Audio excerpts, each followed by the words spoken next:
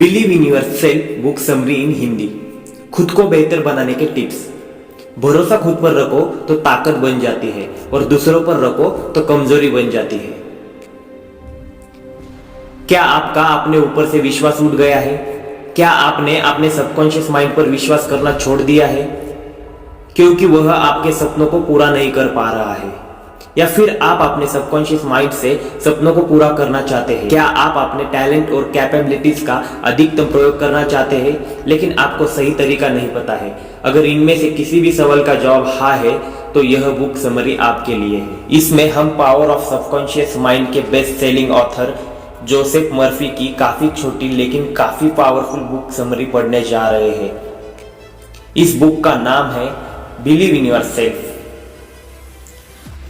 Author ने इस book में हमें बताया है कि हमें अपने आउटर वर्ल्ड को जीतने या अचीव करने से पहले हमें अपने इनर वर्ल्ड से जीतना होगा। खुद के इनर वर्ल्ड से जीतने के लिए आपको अपने अंदर के बिलीफ सिस्टम को इंक्रीज करना होगा, क्योंकि जब तक आप खुद पर बिलीव नहीं करेंगे तो आप पर इस पूरे वर्ल्ड के 700 करोड़ लोग कैसे बिलीव करेंगे। Power of confidence.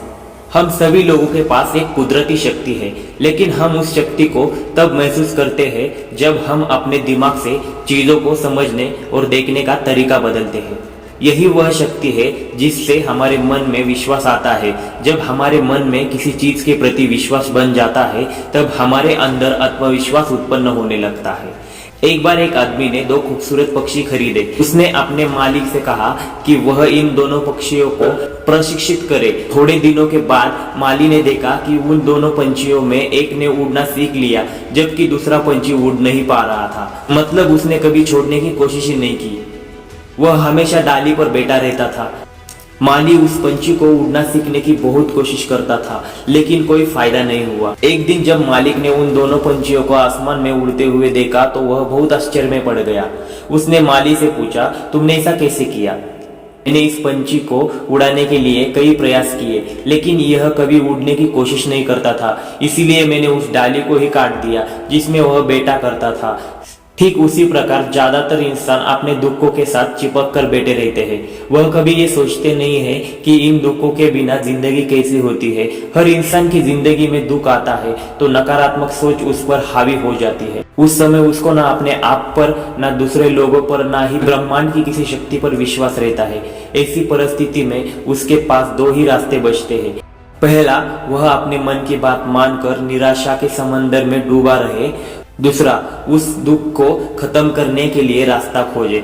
हमारा दिमाग हर समस्या का समाधान खोज लेता है। हमारा दिमाग वह शक्ति है जो हर सच्चे झूठे सपने को किसी न किसी तरीके से सच कर ही लेता है। फिर जब आप अपने गोल के बारे में पूरी तरह से सोच लेते हैं, मतलब उसके बारे में निश्चित हो जाते हैं, तब आपका दिमाग उस सोचे हुए सपनों को सच मान लेता है।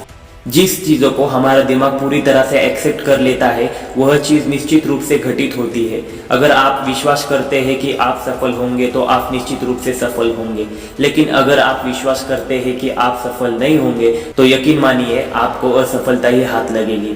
यानी सारा खेल मन के विश्वास का है। अगर किसी जानवर को एक तालाब में डाल दो तो वह तैर कर निकल जाएगा, जबकि अगर किसी ऐसे इंसान को तालाब में डाल दो जो तैरना नहीं जानता है तो वह डूब जाएगा। लेकिन ऐसा क्यों?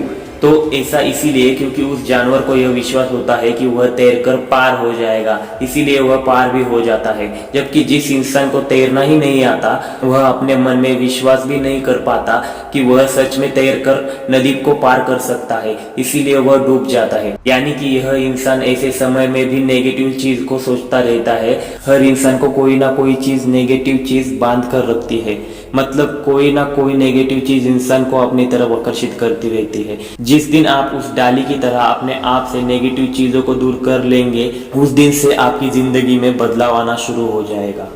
Feeling are your biggest weapon.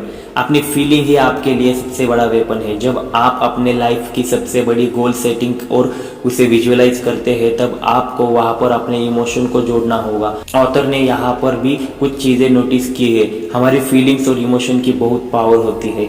हम जब अपने डिजायर को इमोशन और फीलिंग से कनेक्ट करते हैं तब वहाँ पर बहुत बड़ा रिजल्ट मिलता है। अगर आप ऐसे टारगेट सेट कर रहे हैं जो आपको मोटिवेट नहीं करते हैं तो आपके लिए वहाँ पर फीलिंग को लॉन्ग टर्म में कनेक्ट करना चैलेंजिंग होगा। लेकिन अगर आप रिजल्ट लाने की एक बर्निंग डिजायर रखते हैं तो आप नॉर्मली नियमित रूप से एक्शन लेते रहेंगे। आप डेस्टिनेशन की तरफ आगे बढ़ते रहेंगे, लेकिन उससे पहले आपको अपनी बर्निंग डिजायर के लिए अवेयर रहना होगा। यह तभी संभव है जब आप अपने सबकॉन्शियस माइंड के साथ अपने रिलेशन को स्ट्रांग बनाएंगे। डिसिप्लिन और कंट्रोल इमेजिनेशन।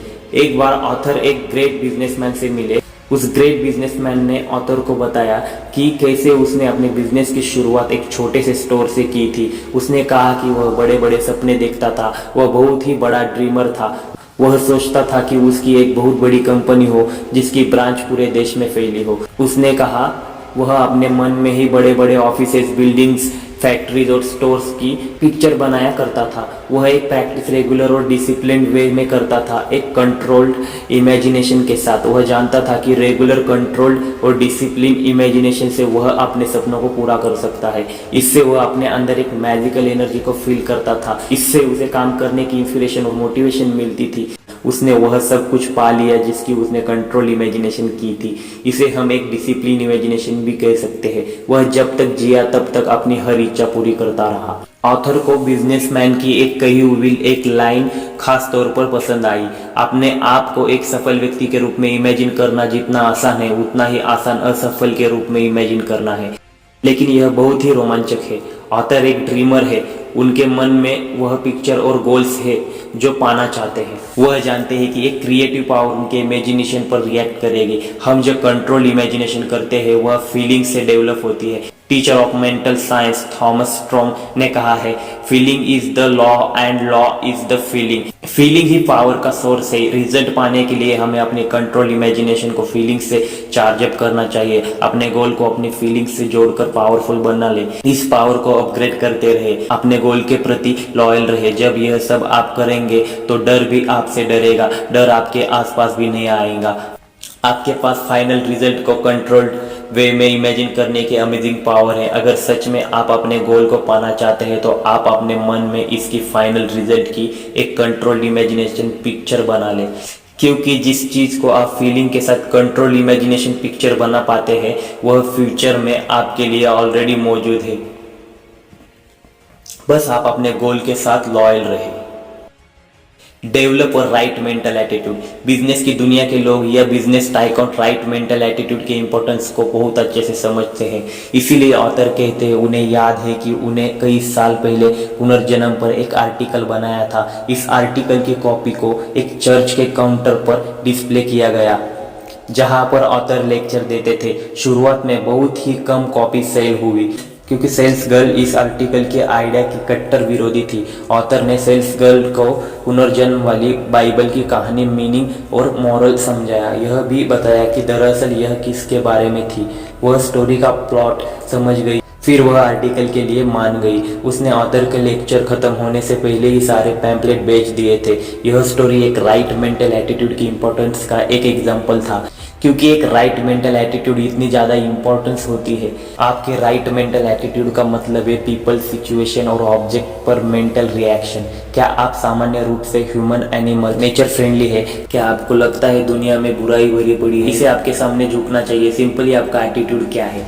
सेल्स गर्ल का रिस्पॉन्स आर्टिकल और राइटर के लिए नेगेटिव था। उसने राइटर और आर्टिकल को प्रीजज कर लिया था। उसका यह एटीट्यूड सही नहीं था। हम राइट एटीट्यूड तक डेवलप करते हैं जब हमें समझ आ जाए कोई भी बाहरी चीज तब तक हमें हराम नहीं कर सकती जब तक उस पर हमारी मानसिक सहमति न हो। हम आउटसाइड नेगेटिविटी को पावर तब देते हैं जब हम इन्हें अंदर आने की परमिशन देते हैं। अदरवाइज आउटसाइड नेगेटिविटी में कोई पावर ही नहीं होती। ऑथर कहते हैं कई लोगों का लाइफ को लेकर सैड व्यू है जो कि इनकी सारी परेशानियों की जड़ है। The power of believe. Author बताते हैं कि उनका एक रिलेटिव था, उसे ट्यूबरक्लोसिस की बीमारी हो गई थी। उसके लंग्स में यह बीमारी बहुत ज़्यादा बढ़ गई थी। तब उसके बेटे ने एक दिन उसका इलाज करने का फैसला किया। वह वेस्टर्न ऑस्ट्रेलिया में पेर्थ नाम की जगह पर गया जहां उसके फादर रहते थे। उसने अपने फादर से कहा कि वह एक सन्यासी से मिला है जिन्होंने उन्हें एक क्रॉस दिया। इसके बदले उन्होंने $500 लिए हैं। उसने फुटपाथ से एक लकड़ी का टुकड़ा उठाया था और उस लकड़ी के टुकड़े को सुनार के पास जाकर अंगूठी में मुंडवा लिया था। उसने फादर को बताया यह क्रॉस या अंगूठी के छूने मात्र से कई लोगों की जानलेवा बीमारी ठीक हो चुकी है। उसने अपने फादर के बिलीव को इतना ज्यादा बढ़ा दिया था कि उसके पिता ने उसके हाथ से रिंग छीन ली, अपने सीने पर रख कर प्रे करने लगा।